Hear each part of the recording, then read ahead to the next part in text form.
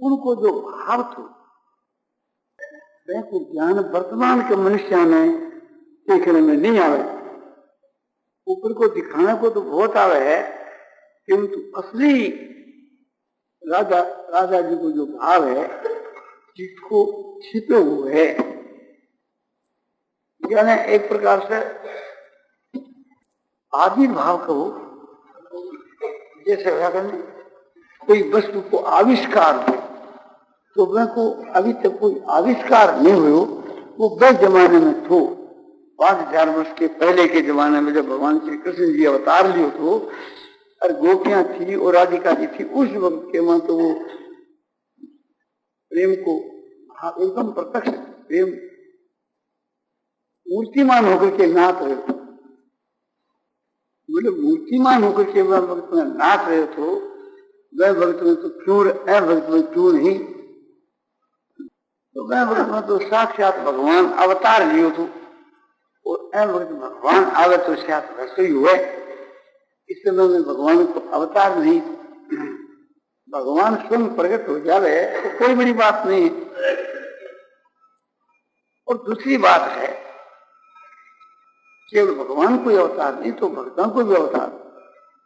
गोपियां कौन थी कि कोई तो कहे बाल खिलादी मुनि थे, वे गोपियां के रूप में तो प्रकट हुई। कोई कहे कि वेद की श्रुतियां थी, कोई कहे कि भगवान के परम धाम में वास करने वाले जो भक्त थे वे गोपियों के रूप में तो प्रकट हुए।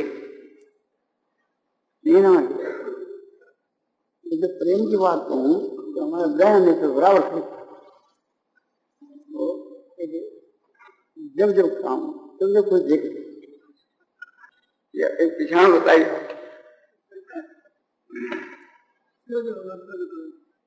क्या कह रहे बीच में बात। हाँ, प्रेम जो है मूर्तिमान होकर के नाचा करता था, तो प्रेम और प्रेमास्पद और प्रेमी तीनों जो है तो समझो कि एक ही चीज है, एक ही प्रेम ने तीन रूप धारण किया है।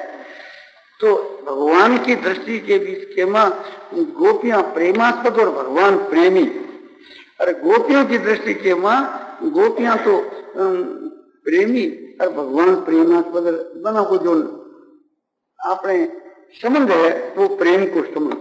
तो प्रेम है जिसको तो बीच में संबंध कराने वाला प्रेम, तो वो समझो कि आपने भाव के रूप में है, और वे ऐसी तीन चीज वहां थी। तो ये बात आपको ध्यान देनी चाहिए। तो कोई भगवान आज नहीं कहे नारायण नारायण नारायण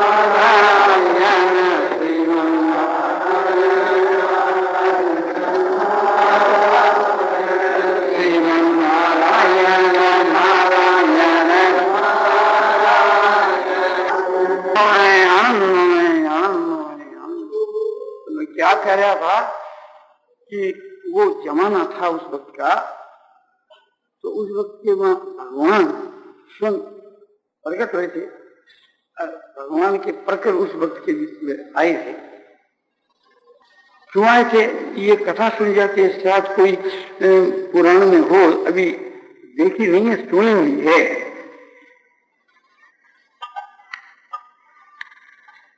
भूमराज ब्राह्मण था अपने चूरू में, उससे सुनी थी। भूम जी कहता हूं, हमारे गोनकुंड की धर्मशाला थी, छोग में जी गोनकुंड की, अभी है धर्मशाला, वो नहीं है आज। उसे लोग अपने लोगों को स्नान करा, बड़ा अच्छा आदमी, उनका भाव और सात्विक वृत्ति का। उसने ये बात की, हमारी दुकान के सामने नागरमल जी गोद की दुकान थी, वहां बैठे थे वहां के। इसको आज कोई 50 वर्ष हुए। कहां की बात है ये नहीं बता, शायद मेरा बेचारा हमारे सामने आ जाता है 50 वर्ष का। उसने ये बात कही कि एक समय की बात है कि नारद मुनि जो है उसके ऊपर जब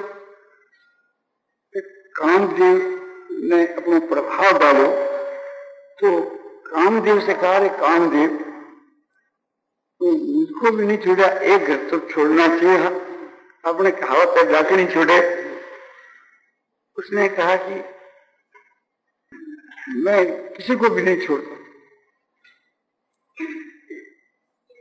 बोले तुम्हें कोई जीतने मिले कोई आपका नहीं मिला हमारे को जीते। हम तो समझो कि शिव जी को पछाड़ दिया, तुम क्या चीज, हम तो भगवान को पछाड़ते। तो इस अहंकार की बात सुन के नारद जी के बर्दाश्त नहीं हुआ। नारद जी गया भगवान विष्णु के पास कि प्रभु आप कहते हो ना कि एक प्रकार से कि मैं किसी के भी गर्भ को नहीं रहने देता, किसी के भी गर्भ को नहीं रहने देता। तो उन्होंने कहा कि ठीक है, क्या बात है। बोले इस समय के बीच के वहां जो है काम जो बड़ा अभिमान करता है, वो कहता है कि मुझको जीतना वाला दुनिया में कोई नहीं, तो कि मैं शिव जी को पछाड़ दिया और भगवान को भी पछाड़ सकता हूं। तो बोले अच्छा, तुम उसको कह देना कि विष्णु भगवान कहते हैं मैं तुम्हारे को जीतूंगा। कौन सी लड़ाई करना चाहते हो, मैदान की या किले की? किले की लड़ाई को यो मतलब है, किले की लड़ाई को यो मतलब है कि जैसे कोई वन में गुफा में जाकर आदमी आजीवन ब्रह्मचर्य को पालन करे, तो वो ही किले की लड़ाई। और मैदान की लड़ाई यह है कि अस्त्रियों के बीच के वहां रह करके और कामदेव को जीत लेवे, या मैदान की लड़ाई। तो ठीक है, उसने कहा कि अपने मुझको कोई किलो की लड़ाई में नहीं जीत सकता, किलो बांध के मैंने नहीं जीत सके, और मैदान में तो जीते ही कौन। वो बात आगे नारद जी भगवान से की। भगवान ने कहा था उसको तुम चैलेंज दे दो कि मैं कृष्ण अवतार के अपने मैदान की लड़ाई करूंगा और तुम्हारे को जीतूंगा, तुम सावधान। ठीक है, यह सावधानी कर करके है ना, माने यह बात उसके आपको आदि कामदेव को सावधान कर दिया। फिर भगवान अवतार लेकर के 16,108 रानी तो ब्याई, जो कम नहीं। और बतलाया जाता है भगवान के लाखों पुत्र हुए, हजारों नहीं, लाखों। और बहुत ही गोपियों के साथ हम प्रेम करो, तो दोनों बात दिखलाई। जैसे रुक्मिणी आदि जो है, उनको जो माधुर्य प्रेम थो, जिनको तो स्वकीय थो, और गोपियां को जो प्रेम थो माधुर्य जो परकीय थो, वह असली दूसरा की थी। प्रेम भगवान के साथ में सखापन को तो जैसे पुरुष को है ऐसे प्रेम थो। और उन अपनी धर्मपत्नियों के साथ के बीच में सहवास थो, प्रेम उनको भी तो रुक्मिणी जी आदि को भी प्रेम तो उनमें प्रधान रुक्मिणी थी, और उनमें प्रधान एक प्रकार से राधिका जी थी। उनमें प्रधान एक समझो कि 8 पुत्रियां थी, और इनमें प्रधान 8 रानियां थी, और बाकी बहुत हजारों तो गोपियां थी, हजारों अपने रानियां थी। तो उनके साथ में दूसरे पुरुषों के स्त्री के साथ में रह करके तो यह पवित्रता सिद्ध करके दिखला दी कि कामदेव जो है मैंने एकदम चूर कर दी। भगवान में तो कामदेव प्रगति क्या है, किंतु जो गोपियों के भीतर के में भी कामदेव बना को विनाश करता। उधर में जो अपनी जो स्त्रियां हैं उनके साथ के वहां भी समझो कि काम देव से रहित होकर करके, और जैसे ज्ञानी महात्मा राजा जनकादिक अपने स्त्रियों के साथ में सहवास करके और निर्लिप्त रहते थे, इस तरह से सुकर या अपने मैदान की लड़ाई। तो भगवान स्वयं अपने प्रकरणों को लेकर आए, और आप भी आए, क्योंकि कामदेव को मद चूर करने तो कामदेव के मद को चूर करने के उद्देश्य से भगवान ने अवतार दियो, और वो प्रेम अवतार हो, प्रेम की मूर्ति हुई, सभी प्रेम की मूर्ति। तो भगवान को तो यो ध्येय हो कि एक प्रकार से जो कुछ लीला करनी, चेष्टा करने जी की आपने पवित्र करनी, नीति युक्त, धर्म युक्त, शास्त्र युक्त, शुद्ध और पवित्र और प्रेम खूब बढ़ाओ। प्रेम बढ़ाने के लिए भगवान ने ब्रह्मा जी के ऊपर पर्दो डाल करके मैं की बुद्धि ने खराब कर, अब ब्रह्मा जी ग्वाल बालों को, बछड़ों को चुरा करके ले गए। फिर भगवान ही अनेक रूप धारण किए, धारण करके ऐसे प्रेम को प्रभाव पाए उस समय के बीच के मां कि पशुओं में भी, मनुष्य में नहीं, वृक्षा में भी, वृक्षों को भी बिना ऋतु का फल लगना और बिना एक प्रकार से समझो, अरे यहाँ तक दिख रहा है प्रेम कि गाय जो है देखिए भगवान ने चुना बच्चे ने, वह तो कोई आश्चर्य की बात नहीं, भगवान प्रेम की मूर्ति है, वह प्रेम को प्रादुर्भाव गाया में हो जाए भगवान के कारण, बात तो कोई आश्चर्य की बात नहीं। किंतु जो 2 वर्ष को बछड़ो है, 4 वर्ष को बछड़ो है, 3 माने 1 वर्ष को, 2 वर्ष को जो गाय ने छोड़ दिया, वैसे भी गाय प्रेम कर रही। यो देख करके, यह बात देख करके बलदेव जी को बड़ा आश्चर्य, बोले तो यह तो अपराकृत चीज है, प्रकृति से भी बाहर की चीज है, ऐसा होना नहीं चाहिए, न्याय से, स्वभाव से यह बात नहीं होनी चाहिए। तो क्या बात, तब एक प्रकार से विचार करने लगी।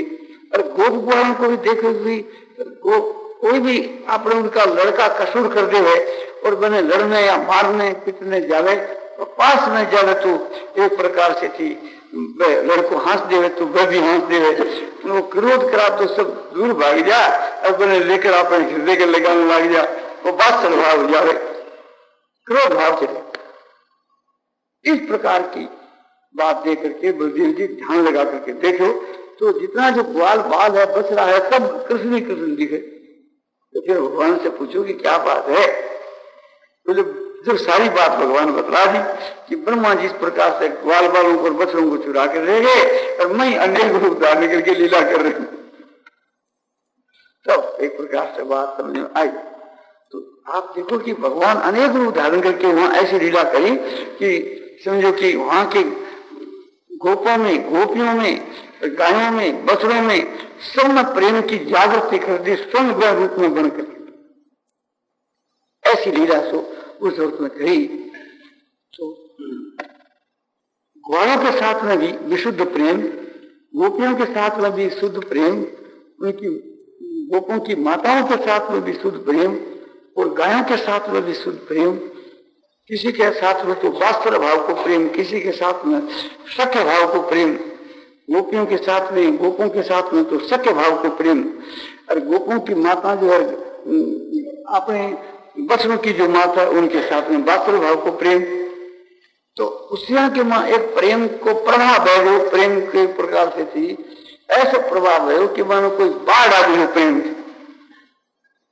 तो उस समय में भगवान की सारी चेष्टा उन प्रेमियों को खुश करने के लिए, आह्लादित करने के लिए, मुग्ध करने के लिए और उत्तरोत्तर प्रेम बढ़ाने के लिए। और गोपियों की सबको एक ही थी कि भगवान को खुश करने के लिए और भगवान के मां अपना प्रेम बढ़ाने के लिए। और जिस प्रकार से थी प्रेम जैसो साक्षात मूर्तिमान होकर के और नृत्य करे, ये एक ही लक्ष्य दोनों। और भगवान के लिए तो गोपियां प्रेमास्पद, गोपियों के लिए भगवान है सब प्रेमास्पद और वास्तु के मां तीनों धातु से एक ही। तो मैं उस वक्त में कह रहे थू, जब मैं बीच में एक तकीद करूँ तो क्या बात कह रहे हो, तो मैं उसमें जिस वक्त में भगवान ने श्री कृष्ण रूप में अवतार लिए तो वो प्रेम अवतार था। और उस समय के बीच के मां जो सब गोपियों में बढ़कर के राधिका जी, बल्कि रुक्मिणी से भी बढ़कर के राधिका। रुक्मिणी जो है वो ऐश्वर्य शक्ति की मालिकनी थी, सबको ऐश्वर्य दे सके, और यह प्रेम की मालिकनी थी कि सबको प्रेम प्रदान कर सके। तो वो एक प्रकार से राधिका जी जो है वो तो एक प्रेम का ही 2 अवतार, प्रेम नहीं राधिका जी को रूप धारण करे, प्रेम नहीं श्री कृष्ण जी को रूप धारण करे, यूं कह दो। अच्छा यूं कह दो साक्षात सच्चिदानंद पूर्ण जो परमात्मा है वही साक्षात कृष्ण जी था। और वो राधिका जी जो है उनकी अलादीनी शक्ति थी। अलादीनी शक्ति कहने के भाई एक तो ऐश्वर्य की शक्ति और एक अलादीनी शक्ति। अलादीनी शक्ति कहने के भाई कि भगवान जो सारे संसार को अलादित करते रहते हैं, मुक्त करते रहते हैं, आनंद और प्रेम का दान करते रहते हैं। दुनिया को आनंद देने वाले और प्रेम देने वाले को समझो कि आनंद और प्रेम का प्रदान करना, उसका नाम है अलादीनी शक्ति। इस प्रकार से थी मैं को अवतार, राधिका जी को अवतार, अलादीनी शक्ति को अवतार तो इसलिए एक प्रकार से वो बात है उस जमाने में थी, इस जमाने में नहीं। इस जमाने में तो उसकी छाया की नहीं। फिर भी एक प्रकार से उस बात को लक्ष्य में करके कि आप लोगों की समूह जो बात कही जाती है वो बात पूरी नहीं की जाती। असल में जो बात थी वो तो हमारी बुद्धि के में समाती नहीं, हमारी बुद्धि की वो त्याग। जैसे तुलसीदास जी कहे हुए कि भरत और राम के मिलने की जो बात है वो कवि की वाणी उसको गा नहीं सकती। कि जैसे धुएं की तांत स्वराज नहीं गा सके, इसी प्रकार से थी वाणी की पहुंच होना कि उसकी छां को भी नहीं छू सके। तो बात सच्ची है। तो प्रेम जो चीज है जिसको विशुद्ध प्रेम, पूर्ण प्रेम, अनन्य प्रेम कह जा, तो एक प्रकार से समझो कि वाणी के द्वारा शब्दों को उच्चारण किया जाओ किंतु बुद्धि उसको नहीं समझ सके। तो परमात्मा को जो एक प्रेम स्वरूप या एक प्रकार से दोनों को जो अवतार भगवान साक्षात सच्चिदानंद ब्रह्म और राधिका जी उनकी अलादीनी शक्ति,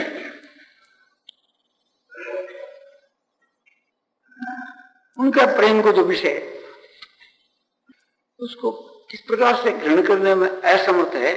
जैसे एक घड़ो जो है वो समुद्र उसमें समा नहीं सके। घड़े को अपन समुद्र में ले जावा और गागर में सागर भरने चाहा तो मुड़ता है, वो समा ही नहीं सके। तो अपनी जो बुद्धि है वो तो घड़े के समान भी नहीं। और बुद्धि के में जो बात आवे वो एक प्रकार से वो प्रेम को आविष्कार करना तो बहुत दूर रहे।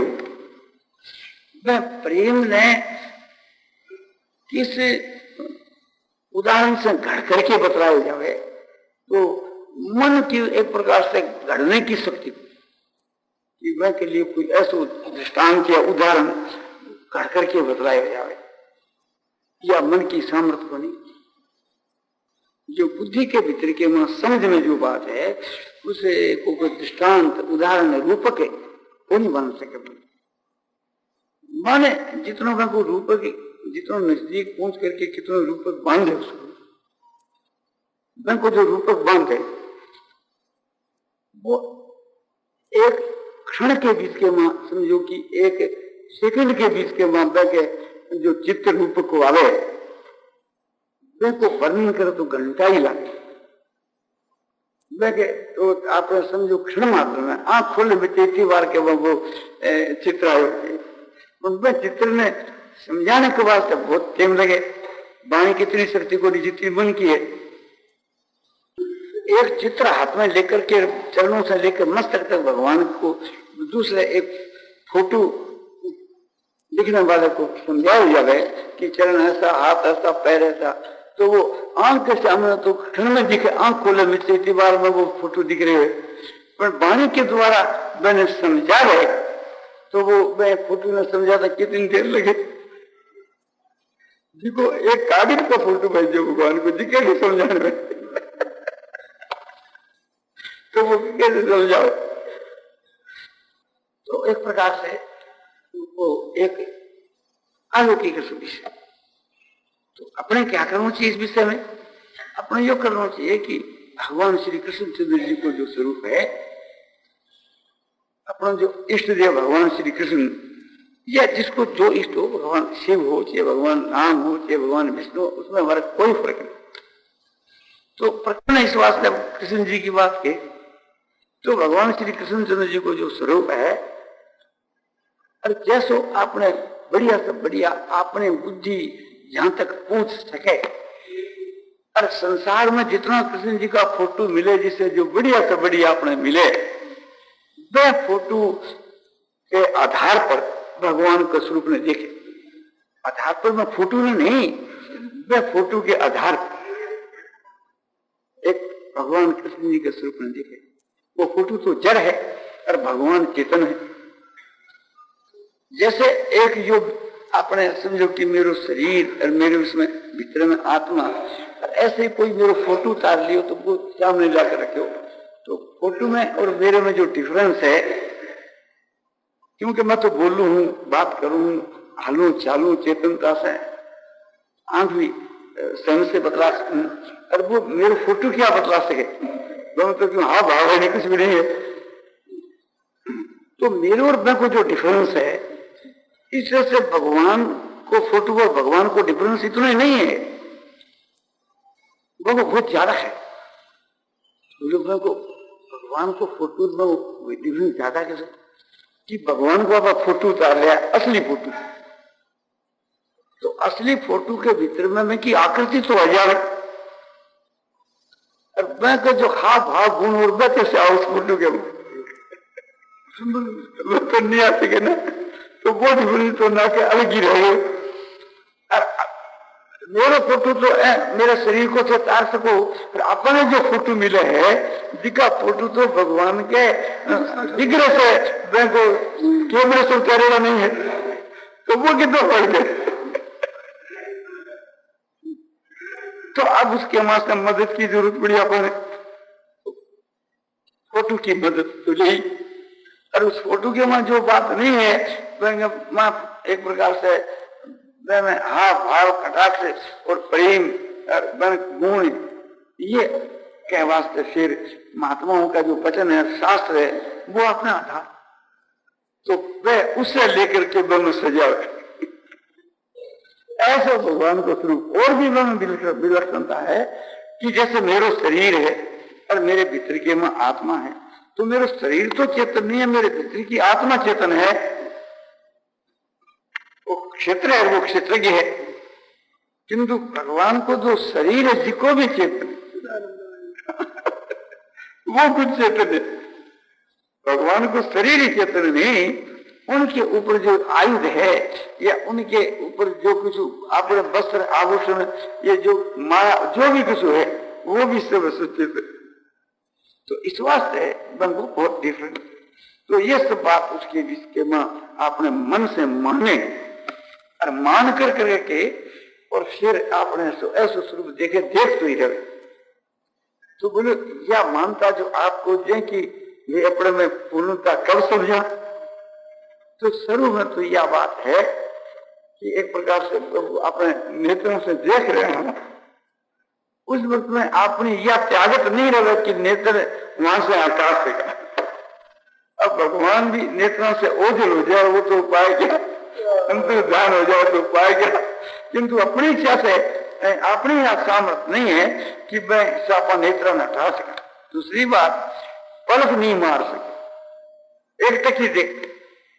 तीसरी बात कि मानो आपने दोनों की जो आपसे अपनी दृष्टि से अपन भगवान ने देख रहे हैं, भगवान अपन देख रहे हैं, परस्पर में जो दृष्टिपात है वो एक प्रकार से उसे दृष्टिपात के वहां जो आदान प्रदान है वो प्रेम ही है। प्रेम के तो कोई आकार नहीं हुए, वो तो एक प्रेम है। वो प्रेम नेत्रों की वृत्ति के द्वारा एक उसे एक अचल बैठ भगवान की, भगवान उनकी, तो उसी समय के बीच के वहां शरीर के वहां जो प्रसन्नता है, शरीर के वहां जो अपने हृदय में जो प्रफुल्लितता, एक नेत्रों में प्रसन्नता, रोमांच, ये सब जो चिन्ह है वो एकदम हो रही। तो क्या एक प्रकार से कि मानो भगवान परम धाम से पधारे हैं, शुरू के मां मानो भगवान आए तो एक प्रकार से मानो भगवान के चरणों में अपने साष्टांग नमस्कार, और भगवान प्रतिक्रिया के मानो अपने उठा करके और अपने हृदय के लगे। किस तरह से? जैसे भरतजी महाराज चित्रकूट में गया, भगवान राम के चरणों में गिर गए और फिर उनको उठा करके अपने हृदय के लगा लिया। एक इसी प्रकार से थी, हम भगवान श्री कृष्ण जी के चरणों में गिर गए और भगवान श्री कृष्ण जी ने उठा करके अपने हृदय के लगा लिया। तो हमने भगवान के चरण स्पर्श किए और भगवान ने हमारे को स्पर्श किया। तो दोनों दफे ही भगवान के साथ में दर्शन के बाद में स्पर्श होने के बाद के बीच के वहां फिर आपसी में बातचीत, तो बातचीत के वक्त के बीच के वहां समझो कि वे आश्चर्य को देख करके कि कहां तो मैं कहां भगवान, कितनी आश्चर्य की बात है। और भगवान की कृपा को और भगवान के प्रेम को, दया को, इनको देख करके आश्चर्य के साथ साथ में प्रसन्नता, आनंद से मैं एकदम मुग्ध हूं। तो थोड़ी बार तो आपसी के मन बातचीत करने के बीच के मन जो है वाणी से बोल नहीं सकते। उसके बाद के मां धीरे धारण करके बातचीत करें, जैसे सुतीक्ष्ण की अवस्था हो गई। सुतीक्ष्ण एक प्रकार से भगवान ने देख करके मुग्ध होकर चरणों में पड़े, थोड़ी बात बोले भी नहीं गए और फिर उसके बाद में भगवान की स्तुति गई। तो इस तरह से साधक अवस्था में भगवान की स्तुति की और फिर भगवान से वार्तालाप, भगवान से जैसे आप बातचीत करें से भगवान से बातचीत, आप प्रसन्न करें कि भगवान एक प्रकार से आपका दर्शन स्वरूप कैसे है, तो भगवान कहते हैं प्रेम से है। बोले प्रेम स्वरूप कैसे है कि बोले श्रद्धा से है। इस तरह से आपने जो बोले मैं बातचीत में जो फुलना हुई वो बातचीत, और भगवान मन अपने उत्तर दे रहे, आपने बिगड़े से भगवान का होठ डाल रहे हैं, बोल रहे हैं, जवाब दे रहे हैं और आप अपने सुन रहे हैं जी का शरीर से आप नहीं सुन रहे हैं। आपने भी शरीर मानसिक है, भगवान को भी शरीर आप मानसिक है। दोनों को जो दर्शन है, भाषण है, वार्तालाप है, जो दोनों ही अपना सब मन से ही हो रहे। तो इस प्रकार से दर्शन जो है, भाषण है, वार्तालाप है और दोनों को जो चिंतन है सब एक अलौकिक है। और उनमें जो सुगंध आ रहा है वह भी एक अलौकिक।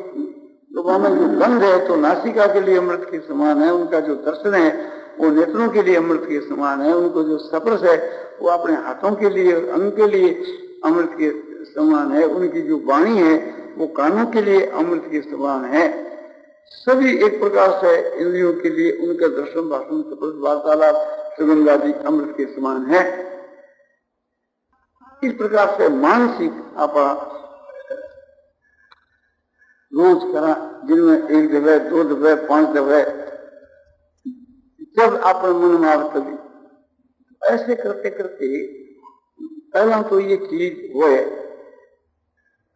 मानसिक मन को संकल्प या बने यूं को कि अपनी भावना, और भावना होता होता वो भावना आगे जाकर दृढ़ हो जाए तो फिर भावना नहीं रहे, वो अकल्पित बात हो जाए, एक प्रत्यक्ष की माफक, प्रत्यक्ष नहीं है क्योंकि प्रत्यक्ष की माफक